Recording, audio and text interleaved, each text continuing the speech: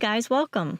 Thanks for tuning in. Today we're going to be discussing on this episode of Anime Radar 2 new spring 2020 animes. Yeah, we're getting out of the past, talking about some actual relevant shows here.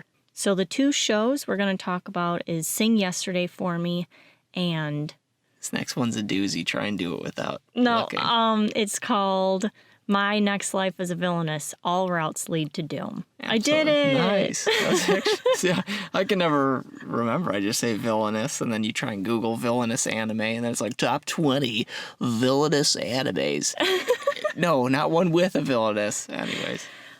Which one do you want to start with first? Well, we're going to have to do Sing Yesterday for Me. Right? Yeah. Okay, perfect. This one, Spring 2020, as mentioned. But we follow a character, Rikuo. It's a slice of life, so you're kind of just following him around. A little bit of love triangle action, not only for him, but then one of the girls he's interested in, it's also a love triangle with her. Love triangles all around. Exactly. So, this show, being slice of life, it's more of a relaxing kind of deal. There's nothing too pivotal. The world's not ending. No one's leveling up. No one's leveling up. None of that. You just have a guy who has gotten through college. He had this girl he was very interested in college, but after that, split up. Now he has no drive to really do anything with his life, so he's working part-time at the convenience store. Just essentially is living day to day to day. Until Haru shows up, who is a really sweet and cute, unfortunate high school dropout, and she just starts showing up a bunch at his work and is just trying to be his friend. And it's a nice contrast, too, because she's loud, bubbly, adorable. And he's annoying and stubborn and just a POS almost the whole show. He's just boring. So she is instantly the spark in his life, and it's like, he's not really, into her just yet, but you see she's totally into him, and just pretty cute. She's going to get him. That's her thing. And then they'll even see each other outside of work, and as if she couldn't get any crazier.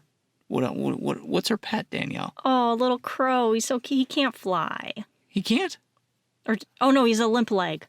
Doesn't he have one bad leg or something? He flies and, lands on her at the point of the show. I think he's got a gimp leg or something. Something's up with that crow, I thought. I think maybe he did, and that's how maybe she took care of it or something, but I could swear in a moment in the show, thing's flying. Know what, you're right. That's all right. Little details. Danielle wants him to seem even cuter, so if you put a limp leg on a crow. Well, I think one of the best highlights is the last episode. She's got him in a little cat or dog carrying bag. It is actually really so cute. Very unconventional. So that's pretty much the initial setup. Where's our drama in this show? Our main character, Zumi, he finds out that his college crush just moved back to town, Shinako. Rikuo Uzumi, by the way. Oh, so yes. You're using the last name, I was using the first name. So Sorry. We'll call him Uzumi from now on. And he finds out his crush is back in town. She's going to be a high school teacher. And that is where the curveball shows up. Exactly.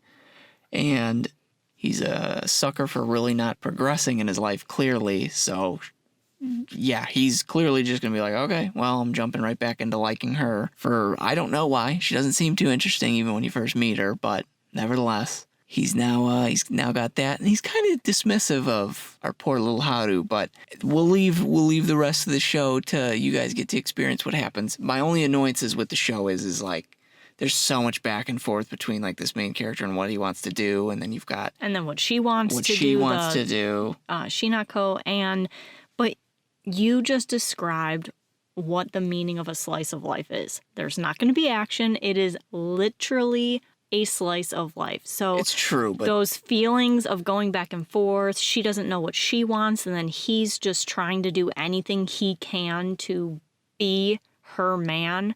And unfortunately, the situation that Haru is put in and other characters, it's everything that happens in real life. That's fair. Hence, slice of life.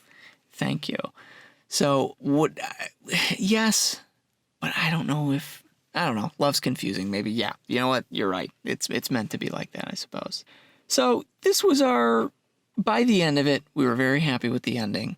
So we hope you guys will be happy with the ending. So check that out if you want. It was a nice 12-episode run. hopefully that's the end of it, because it ended on, as you said, a really good note. Yeah, I thought it was perfect. A nice little end there. And then I guess we can just get right into show number 2, the show of 1,000 words here. The longest title. My Next Life as a Villainess. All routes lead to doom. So exactly as it sounds. Oh, what does it sound like? Maybe a game? That's right. So we got our main character, Katerina. She wakes up one day and realizes she's been reborn as a villain in a video game she played in her human life. Yes. So, bit of an isekai going on. Yeah. You like this one more than I. It is very funny. I do enjoy it. I just, for some reason, have been narcoleptic when maybe we're watching it too late and I'm too old. I told you, you can't lay down flat on the couch. You're going to fall asleep. You need to sit up. It's true. You were missing so many zingers in the episode. It is, you know what? It is a very cute show. And yeah, it's with the premise being she's been reincarnated as this villain. She already knows, wait a second, as I played all the different strategies and routes of that video game, all of them lead to doom for her. Well, do you want to explain what the premise of the game is? It's basically, what is it, an otome? Yeah, so it's a video game for girls, and it's a love story game. So in the story, you would play as a heroine, and then she has 4 or 5 love interests that you can kind of conquer for those journey paths. And go those different routes. And in this case, it's called Fortune Lover. Yeah, and so she's reborn as the villain who either dies by who in the game is supposed to be her fiance, quote unquote. Mm-hmm. She either gets killed by him because she turns on the heroine, or I think like banished or something. Either way, a bunch of the routes are good. awful. Yeah.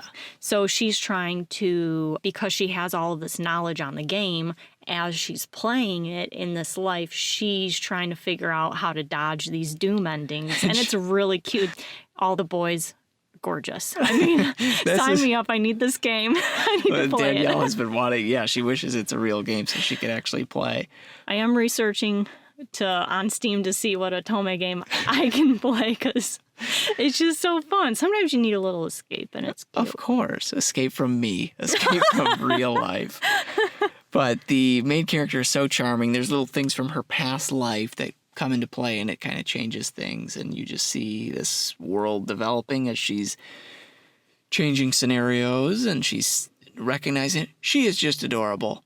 And as these characters may or may not fall in love with her and all this stuff, you're falling in love with her. Yeah, I think one of my favorite parts to watch is when she's doing these round table meetings with her different selves. So she's inside her own head. Yeah, she's inside her own head, like when a situation's happening, and there'll be like a depressed one of her, kind of the overseer judge one that has like a deep girl voice. And basically inside out. Yeah, it's so cute. And I love like they're trying to debate on, should we do this or should we do that? Like, and estimating their percentages of making it out of the game. Yeah. No, and it's a cute way to know exactly where the main character's at, so you can keep getting closer and closer to the main character. But this one, I'd say, of the two, I'd probably say if you're looking for more of an enjoyment factor, you're going to go with this one. Both are great. That's why they're on the radar for at least something to check out. Both being 12 episodes. Come on. You can get that done in a week.